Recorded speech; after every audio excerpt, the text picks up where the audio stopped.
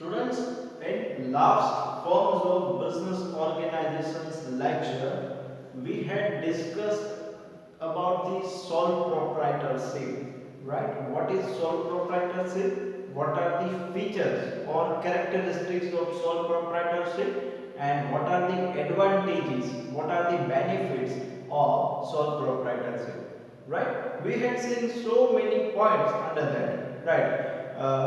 We had seen that sole proprietorship means one person who is owning or and managing the whole business, right?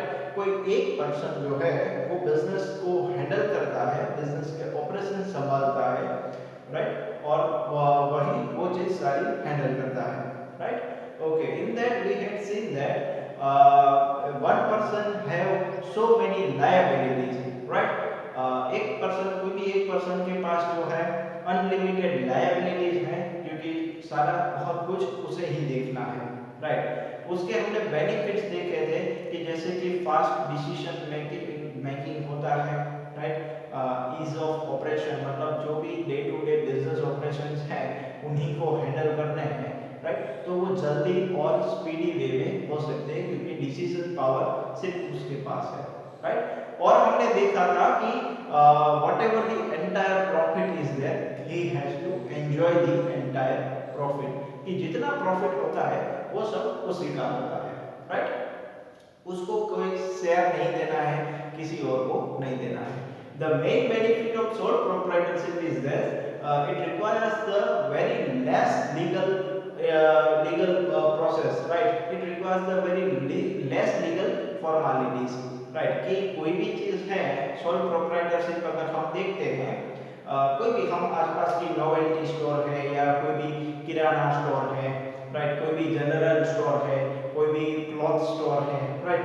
तो वो हम देखते हैं वो क्या है, सब सोल प्रोप्राइटरशिप है, राइट? और वो सब जनरली लेस लीगल फॉर्मेलिटीज के साथ जुड़े हुए हैं कि भाई उसको सिर्फ एक सर्टिफिकेट फ्रेम बना के दीवार पे लगा देना है, राइट? कि एक कॉर्पोरेशन का सर्टिफिकेट आता है, राइट? कि ये दुकान मेरी है, यहाँ पे मैं ये बिजनेस कर रहा हूँ, राइट? और ये मुझे परमिशन है, उसके अलावा और कुछ जरूरत नहीं होती है, राइट? तो ये सारी it's a very less, it's requires very less legal practices and very less legal procedures, right? उसको परमिशन लेने के लिए इतने मोटे-मोटे दस्तावेज या वगैरह किसी की कोई जरूरत नहीं होती है, राइट? ओके, तो ये हमने बहुत सारे उसके एडवांटेजेस भी देखे थे, राइट? अब हम देखेंगे उसके डिसएडवांटेजेस, मतलब क्या बेनिफिट उसमें नहीं है, राइट? आज मैं सोल प्रोप्राइटर हूँ, मेरा खुद का, मैं खुद सब कुछ एक संभाल रहा हूँ, तो उसमें क्या प्रॉब्लम क्या क्या आती है, राइट? ये हम देखेंगे, डिसएडवांटेजेस देखेंगे, right?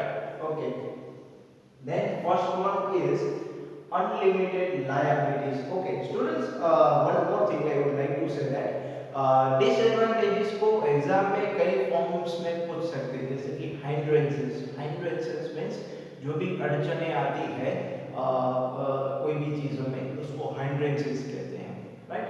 So hindrances is also a word which can be asked into your exams, right? Hindrances of sole proprietorship, right? Or disadvantages of sole proprietorship, right?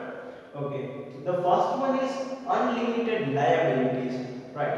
As we had discussed, the particular person who is handling the whole business, he has unlimited liabilities, right? पूरा capital investment, shop का हो या माल का हो, material का हो, पूरा capital investment जो है वो उसी को करना है, फर्नीचर वगैरह बनवाना, राइट? उसके अलावा डे टू डे ऑपरेशंस का, राइट? कि जैसे कि माल मटेरियल मंगवाना है, उसको बेचना है, राइट? उसमें कोई भी कस्टमर कंप्लेन आती है तो उसको रिजॉल्व करना है, राइट? कस्टमर को सेटिस्फैक्टरी आंसर देना है, राइट? ये सारी चीजों का हैंडलिंग जो है वो पर्टिकुलर एक पर्सन को करना है, राइट? तो ये सारी चीजें क्या है, अनलिमिटेड चीजें हैं।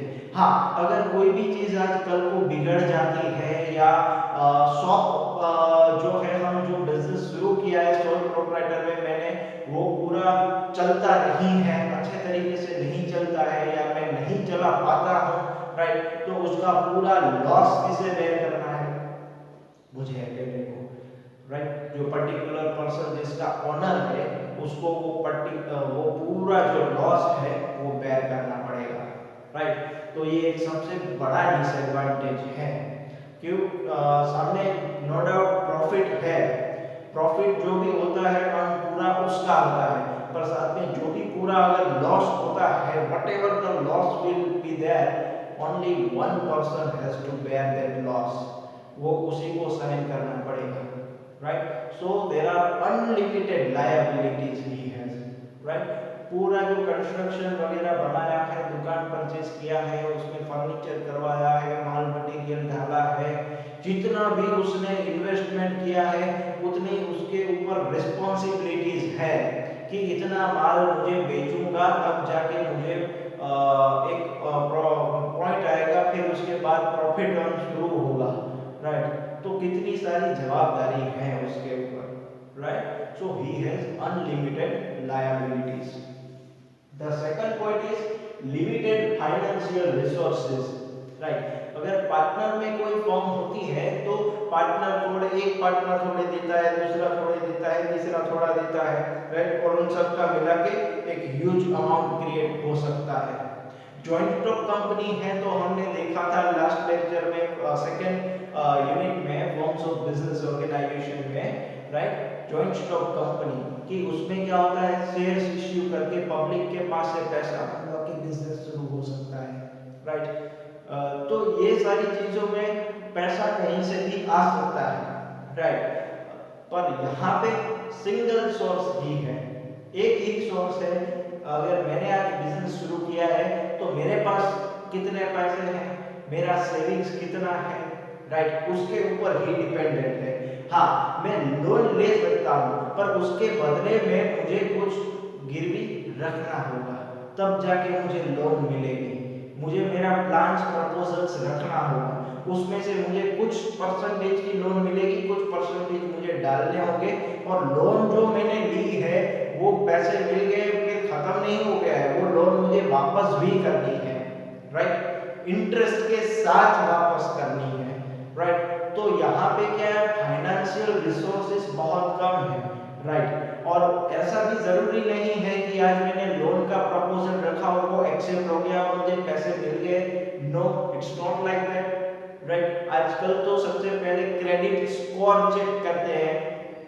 क्रेडिट स्कोर मतलब कि आपने कहीं पहले किसी जगह से लोन ली है कि नहीं ली है, उसमें जो आपने अगर ली है तो आपने कितना पेमेंट टाइम टू टाइम किया है कि नहीं किया है, कोई चेक आपका बाउंस हुआ है कि नहीं हुआ है, राइट, आपने वो लोन पूरी तरीके से अच्छे से पे कर दी है या नहीं की है, या उसके जो लोन के जो अमाउंट होते हैं, इंस्टॉलमेंट्स होते हैं, उसको पेमेंट करने में बहुत टाइम लगाया है, रेगुलर नहीं है आप, ये सारी चीजों को मिला के एक आपका क्रेडिट स्कोर बनता है, और वो क्रेडिट स्कोर के ऊपर आपको लोन मिल सकती है कि नहीं मिल सकती है वो डिसाइड होता है, राइट। तो ये सारी चीजें क्या है, क्रेडिट स्कोर में आती है। हाँ, उसमें ये भी चेक करते हैं कि आपका इनकम टैक्स रिटर्न जो है रेगुलरली फाइल होता है कि नहीं, कितने अमाउंट का आप रेगुलरली टैक्स पेमेंट करते हैं, राइट। तो ये सारी चीजें इसमें आ जाती हैं, राइट। तो उससे आपका क्रेडिट स्कोर बनता है, राइट। तो वो लोन अमाउंट जो है फिर आपको मिलेगी, पहले से ही नहीं मिल जाएगी, उसमें से भी परसेंटेज मिलेगी कि आप 1 करोड़ रुपए की लोन का प्रपोजल रखोगे, राइट, उसमें से आपको 70% या 80% या 60% जो बैंक्स की पॉलिसीज है, फाइनेंशियल इंस्टीट्यूशन की पॉलिसीज है, उसके हिसाब से आपको लोन मिलेगी, राइट। तो ये सारी चीजें क्या है, बिजनेस लॉन्स के अंदर आ जाती है, राइट। तो फाइनेंशियल रिसोर्सेज कैसे है, लिमिटेड रिसोर्सेज है, ज्यादा रिसोर्स नहीं है, एक मैं हूं या मेरे पास दूसरा लोन का ऑप्शन है, अगर बैंक लोन नहीं देती है तो मैं प्राइवेट इंस्टीट्यूशन के पास जाऊंगा जिसके इंटरेस्ट रेट बहुत ही ज्यादा होगा, जो अफोर्डेबल नहीं होगा, राइट। तो ये फाइनेंशियल रिसोर्सेज क्या है, बहुत ही लिमिटेड रिसोर्सेज है। हाँ, आजकल बहुत गवर्नमेंट की बहुत सारी ऐसी स्कीम्स हैं जिससे हेल्प मिल सकती है, राइट। पर उसके लिए गवर्नमेंट स्कीम्स का जानना बहुत जरूरी होता है। हर किसी को वो स्कीम नहीं मिलती है। जैसे अभी ये लॉकडाउन होने की वजह से उसके बाद निर्मला, हमारे फाइनेंशियल मिनिस्टर निर्मला सीतारमण जी ने जो एक 20 लाख करोड़ की जो स्कीम का निकाला था, उसमें बहुत सारा आपको पता होगा कि 1 लाख रुपए देने का उसमें डिस्क्रिप्शन था। पर वो 1 लाख रुपए हर किसी को नहीं दे रहे थे, राइट। बैंक के पास लाइन हो गई, मुझे तो 1 लाख रुपए, मैं आधार कार्ड लाया हूँ, लाओ लाख रुपए। ऐसा नहीं होता है, राइट। ऐसा बिल्कुल भी नहीं होता है, राइट। उसके लिए आपके प्लान्स प्रपोजल सब देखते हैं और पर्टिकुलर सिलेक्टेड पर्सन को वो 1 लाख रुपए देते हैं, हर किसी को नहीं देते हैं। वो 1 लाख रुपए की लॉलीपॉप थी, राइट। ये कहूँ तो चलेगा 20 लाख करोड़ की लॉलीपॉप, राइट। कि आज को गवर्नमेंट ने कोई स्टेप नहीं लिया ये पेंडेमिक सिचुएशन में, वो दिखाने के लिए ये था। ये मेरा मंतव्य है, ये मेरा मंतव्य है। मिला होगा, बहुत सारों को मिला भी होगा, मैं डिनाई नहीं कर सकता हूँ, पर जो मैंने मार्केट सिचुएशन में देखा है उसके बेस पर है ये, राइट। तो हाँ, मैं ये कह रहा था कि वो जो लोन जो है, वो लोन आसानी से ऐसे ही नहीं मिल जाती है, राइट। तो गवर्नमेंट स्कीम्स का भी फायदा मिल सकता है, पर अगर उसकी अच्छे से नॉलेज हो तो, right. Then limited managerial capacity. Yes, this is the very interesting point. Limited managerial, आज कोई भी पर्सन है उसके अंदर मैनेजरियल स्किल्स हो भी सकती है और नहीं भी हो सकती है, राइट। वो सब कुछ आसानी से, को आपने देखा होगा, कोई कोई पर्सन आसानी से एकदम इजीली इतना बड़ा वेंचर चला भी सकता है और उसको मैनेज भी कर सकता है और फिर भी एकदम फ्री रहता है।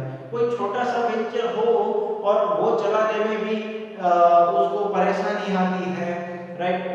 वो पूरा फ्रस्ट्रेटेड हो जाते हैं, राइट। तो ये सारे चीजें क्या है, मैनेजरियल स्किल्स के ऊपर डेवलप है, राइट। कि आप कितना उसको आसानी से कर पाते हैं, कितना स्ट्रेस लेके कर पाते हैं, आपका डिसीजन मेकिंग कैसा है, राइट। आप कितनी जल्दी कस्टमर्स को कन्विंस कर पाते हो या नहीं कर पाते हो, ये उसके ऊपर डिपेंडेंट है, राइट। कि बिजनेस में आज एक बार फेल होने की वजह से ऐसा जरूरी नहीं है कि हर बार आप फेल होते रहें और उसका टेंशन लेते रहें, राइट। आज कोई भी पॉलिसी या नॉर्म्स में चेंज आने की वजह से थोड़ा सा बिजनेस में मंदी आता है, तो इसका मतलब ये नहीं कि आगे भी वही सिचुएशन रहेगी। So it's require lots of positive attitude, right. कोई भी बिजनेस हो, कोई भी जॉब या एम्प्लॉयमेंट हो, कुछ भी चीज हो, it requires lots of positive attitude होता है, आगे जाके और अच्छा कर पाएंगे, राइट। आज सीख मिली है, कल और अच्छा कर पाएंगे। पर ये सारी चीजें क्या है, एक पॉजिटिव एटीट्यूड हो तो मैनेजरियल एक्टिविटीज में, मैनेजरियल स्किल्स में डेवलपमेंट लाती है, राइट। धीरे धीरे धीरे बिजनेस का डेवलपमेंट होता है, राइट। और उसके बाद आगे जाके पूरा बिजनेस फैलना शुरू होता है, राइट। दूसरी बात, अगर आज मैं कोई एक डिसीजन लेता हूं और 5 और लोग अपना ओपिनियन देते हैं तो उसमें फर्क पड़ता है, राइट। कि आज कोई भी डिजाइन हो, कि कोई भी प्रोडक्ट की डिजाइन हो और उसमें मैं अकेला डिसीजन लूं, वो मेरे पॉइंट ऑफ व्यू से होगा, मेरी कन्वीनियंस के हिसाब से होगा। कि आज मुझे मोबाइल में कोई फीचर समझ में नहीं आ रहा है या मुझे ये कोई भी XYZ फीचर चाहिए, तो मैं क्या करूंगा, मैं उसको उसमें ऐड करूंगा।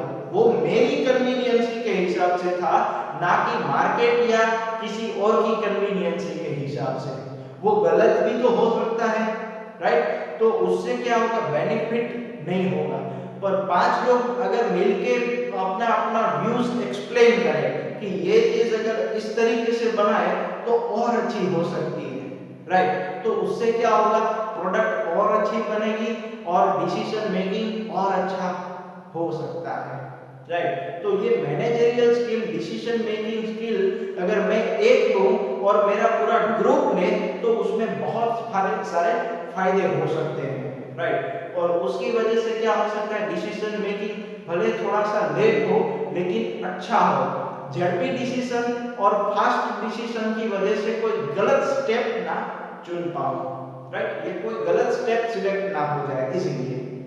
तो लिमिटेड यहाँ पे यही लिखा है कि अगर कोई सोल प्रोप्राइटरशिप है, कोई सोल पर्सन है जो पूरा बिजनेस, एंटायर बिजनेस हैंडल करता है और उनमें से कोई भी चीज गलत हो जाती है गलत डिसीजन मेकिंग की वजह से, तो वो क्या है, it's a limited managerial capacity. उसको पूरा मैनेज करना उसको है, राइट। तो हर जगह तो वो पहुंच नहीं पाएगा, राइट। कई चीजें उसको ना चाहते हुए भी छूट जाएगी, राइट। तो हर जगह कस्टमर्स को मे बी ये हो सकता है कि एक साथ फेस्टिवल का सीजन हो तो एक साथ ज्यादा कस्टमर्स आ गए हो, किसी को अटेंड ना भी कर पाए, राइट। तो उस वजह से क्या होगा कि जो अटेंड नहीं होते कस्टमर्स उसको अच्छा नहीं लगेगा, वो दूसरी जगह चले जाएंगे, राइट। तो हर लोगों को मैनेज करना पॉसिबल नहीं हो पाएगा। एक तरफ से वेंडर का कॉल आता है कि पेमेंट डलवाओ, एक तरफ से दूसरे वेंडर्स का फोन आता है कि कितना मटेरियल डालना है, एक तरफ से हमें वेंडर्स को बोलना होता है कि इतना मटेरियल कम आया है, क्यों कम आया है, पेमेंट तो पूरी करवाइए। साथ में कस्टमर्स को भी मैनेज करना है, राइट। क्वालिटी इश्यू आए तो उसको भी मैनेज करना है, राइट। तो ये सारी चीजें क्या है, एक साथ मैनेज करना it's very difficult, right. So that is why here it is a limited managerial capacity, right. Okay, then instability of business, फिर वो बिजनेस स्टेबल नहीं रहता। स्टेबल मींस स्थिर, स्थिरता जो बिजनेस में होनी चाहिए वो फिर नहीं रहती है, राइट। वो डिपेंड करता है फिर पर्सन टू पर्सन पे, पर ये जनरल टॉक हम कर रहे हैं, राइट, कि ऐसा हो सकता है सोल प्रोप्राइटरशिप में, राइट। तो डिपेंड करता है पर्सन टू पर्सन पे।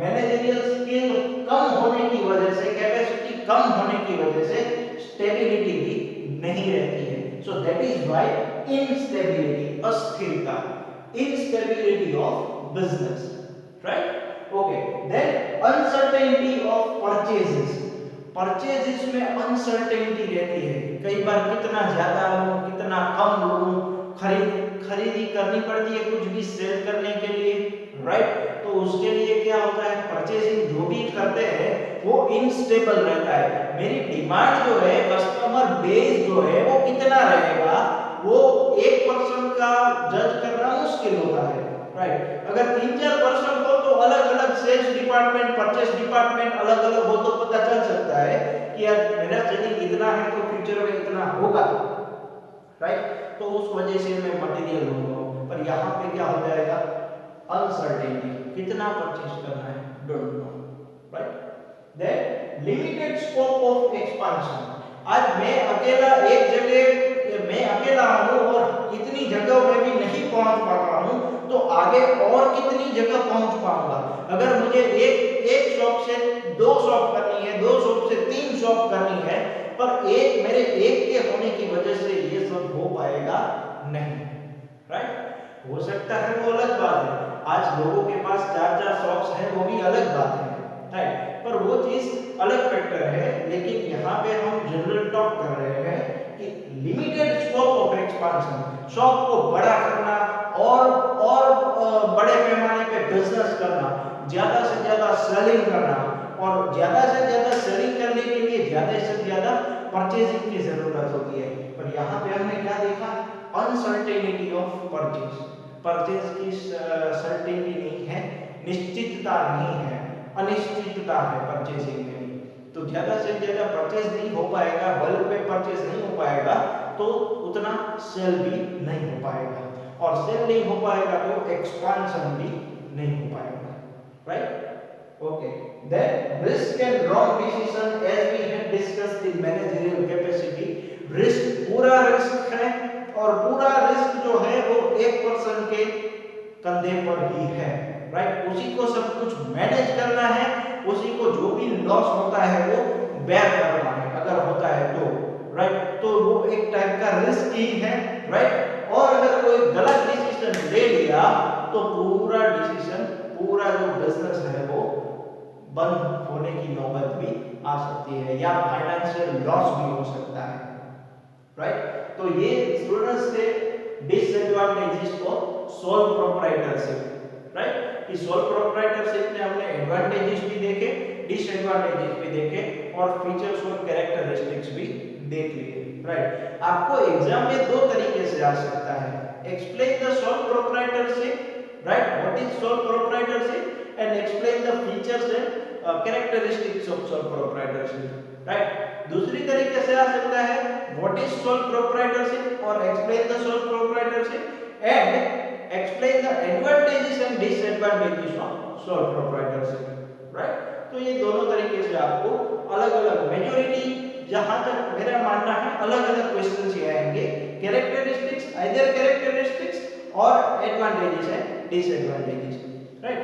तो ये जनरली एग्जाम में इसी तरीके से आता है, right. Okay students, after completion of sole proprietorship we will understand the meaning of partnership, right।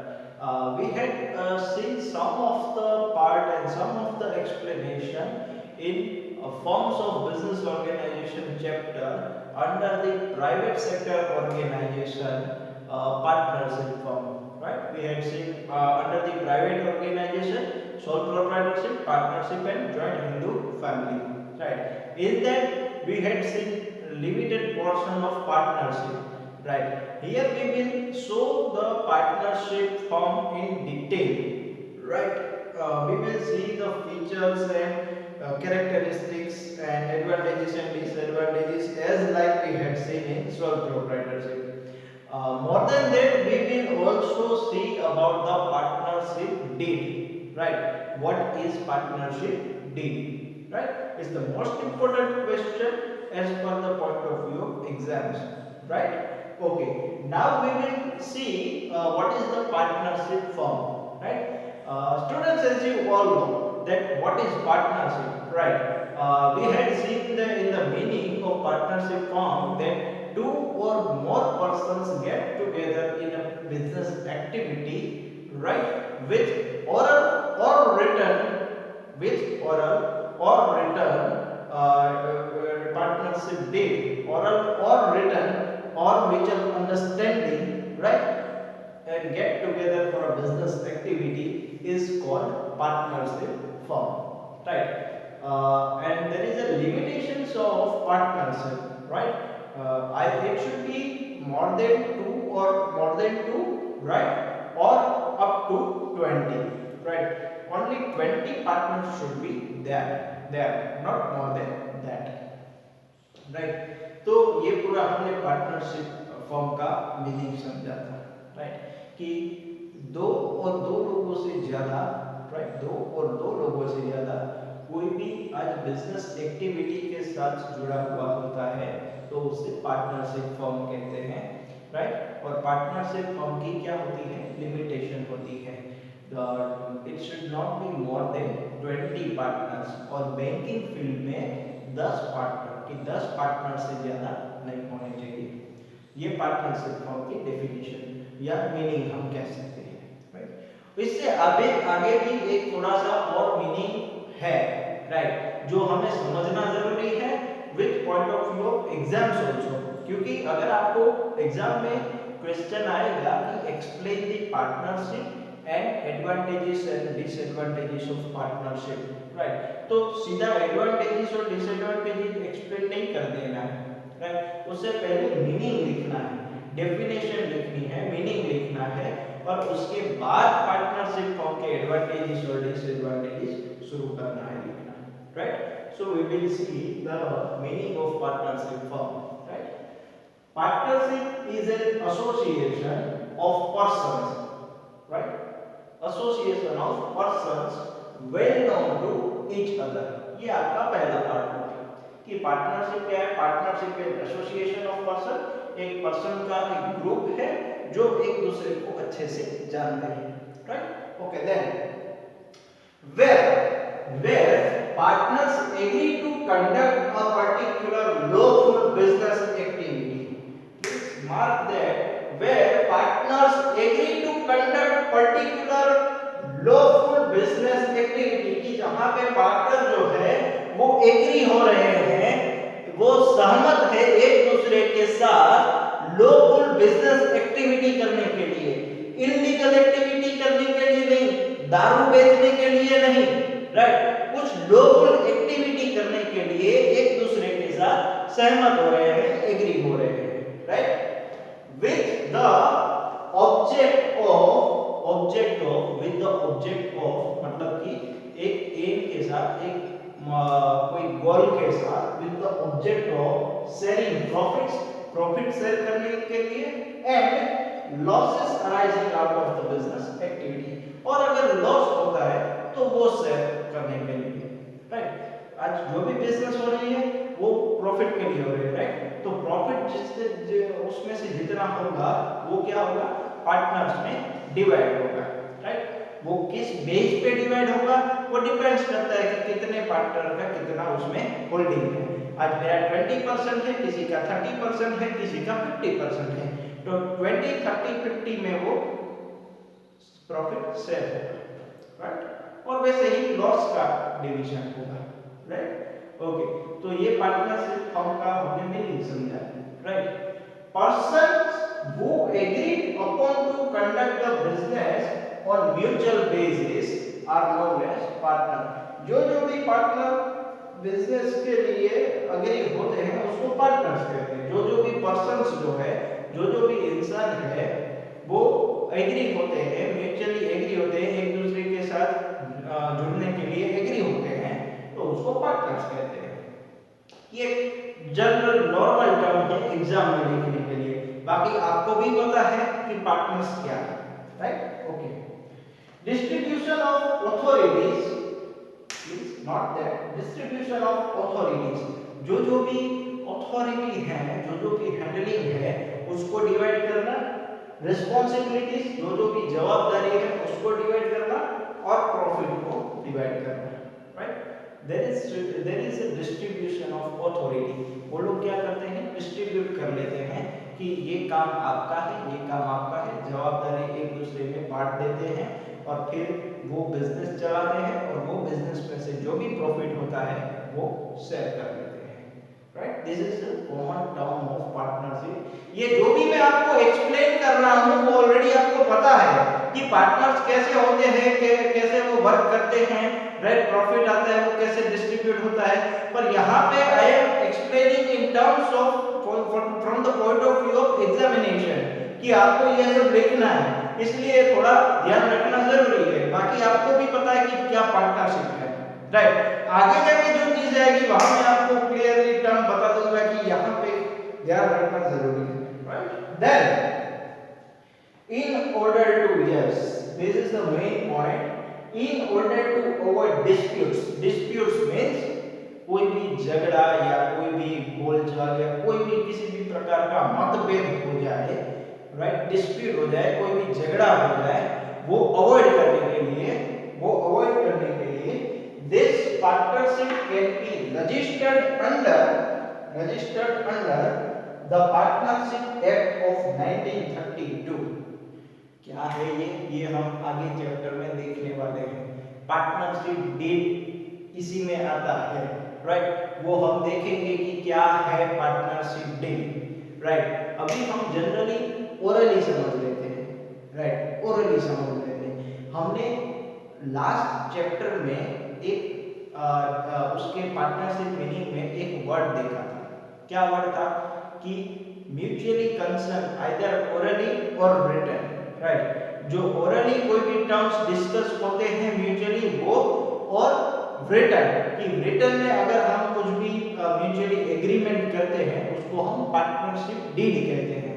अगर वो पार्टनरशिप डीड नहीं बनाते हैं और ओरली करते हैं तो वो पूरा क्या है, पूरा सब कुछ म्यूचुअल ट्रस्ट पे डिपेंडेंट है, राइट।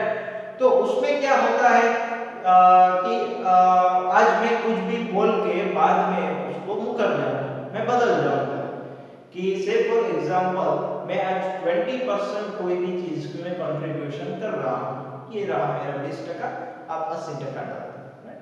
फिर आगे जाके मेरी नीयत बदलेगी, प्रॉफिट ज्यादा होगा, राइट, या तो मैं 80% डाल रहा हूँ, सामने वाला 20% डाल रहा है, फिर मैं क्या करूँगा कि जो भी अकाउंटिंग स्टेटमेंट होता है उसमें से थोड़ा मॉडिफाई करके 85% कर लूँगा, राइट।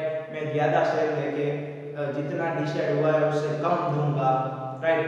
और फिर अगर केस होगा तो मैं बता दूंगा हमारा ये डिस्कशन हुआ था रिटर्न में कुछ है नहीं। चलो क्या होगा, डिस्प्यूट्स आगे जाके बढ़ेंगे और बढ़ेंगे। तो ये अवॉइड करने के लिए यहाँ पे यही इसीलिए ही दिया है पार्टनरशिप फॉर्म में डिस्प्यूट अवॉइड करने के लिए ये पार्टनरशिप एक्ट 1932 के अंडर रजिस्ट्रेशन करवाना चाहिए, राइट। कि कौन कौन से पार्टनर है, किसकी क्या क्या होल्डिंग है, कितना कंट्रीब्यूशन है, लॉस बेयर होगा तो कौन कितना कितना करेगा, प्रॉफिट होगा तो कितना कितनों को मिलेगा, ओनर कौन कौन होंगे, पार्टनर्स में कौन कौन होंगे, एक्टिव कौन होंगे, मतलब पूरा जो बिजनेस संभालेगा वो कौन संभालेगा, ये सारी चीजें उसमें मेंशन होती है, राइट। तो ये बहुत ही पूरा फॉर्म और बहुत ही लंबा प्रोसेस होता है उसका। तो ये चीज हम आगे जाके देखेंगे कि पार्टनरशिप डीड क्या होता है, उसके नॉर्म्स क्या क्या होते हैं, राइट। तो ये चीज है स्टूडेंट्स पार्टनरशिप की, जो आपको ऑलरेडी पता है कि क्या है पार्टनरशिप। जनरली इंडिया में बहुत सारी जगह पे ये ऐसे बिजनेस होता है, आपको भी पता है। हमारे पापा या चाचा या फूफा या कोई ना कोई तो उसमें जुड़ा हुआ ही होता है पार्टनरशिप फॉर्म में, कि 2-3 पार्टनर्स मिलके। इसीलिए यहाँ पे एक वर्ड लिखा है persons well known to each others, right. ये जनरली यही होता है कि एक दूसरे को जानते हुए जो पर्सन, मैं आज किसी मेरे फ्रेंड को बोलूंगा चलना हम दोनों मिलके कुछ अच्छा सा कुछ स्टार्ट करते हैं, राइट। तो उसमें से क्या होगा, मैं और वो एक दूसरे को जानते हैं, राइट। ऐसे ही दूसरे तीसरे को, अच्छा फ्रेंड का कोई फ्रेंड आएगा तो वो वेल नोन वो जानकारी में ही हुआ, राइट। वो दूसरे किसी और को लेगा कि नहीं मेरा फ्रेंड भी है, उसको ये प्रोडक्ट की अच्छी जानकारी है तो वो अच्छा सा मैनेज कर लेगा, चलो तो हम तीनों मिलकर बिजनेस शुरू करते हैं। तो पर्सन वो well known to each other, right, एक दूसरे को जानते हैं अच्छे तरीके से। वैसे सेम यहाँ मोरबी की सिरेमिक कंपनीज में होता है, राइट। काका का लड़का, मामा का लड़का, पापा का लड़का, चाचा का लड़का, राइट, वो सब क्या बनते हैं, पार्टनर्स बनते हैं और सिरेमिक फैक्ट्री शुरू करते हैं, राइट। कोई 20 पैसे का, कोई 10 पैसे का, कोई 5 पैसे का, कोई 1 पैसे का, वो पार्टनर्स बनते हैं और फिर वो पार्टनरशिप हम शुरुआत करते हैं, राइट। कोई ओनरशिप मतलब कोई प्रोडक्शन संभालेगा, कोई मार्केटिंग संभालेगा, कोई सेल्स संभालेगा, कोई एचआर संभालेगा, राइट। तो क्या किया, रिस्पांसिबिलिटीज ड्यूटीज अलोकेट किए, राइट, और फिर पार्टनरशिप हम शुरू किया, राइट। तो ये सब क्या है, एक म्यूचुअल एग्रीमेंट है, राइट। मैं आज किसी और के साथ बिजनेस शुरू कर रहा हूँ किसी और को लेके, 2 और 2 से ज्यादा, तो वो क्या होता है, पार्टनरशिप फर्म शुरू होता है, right. So this is the meaning of partnership firm, okay.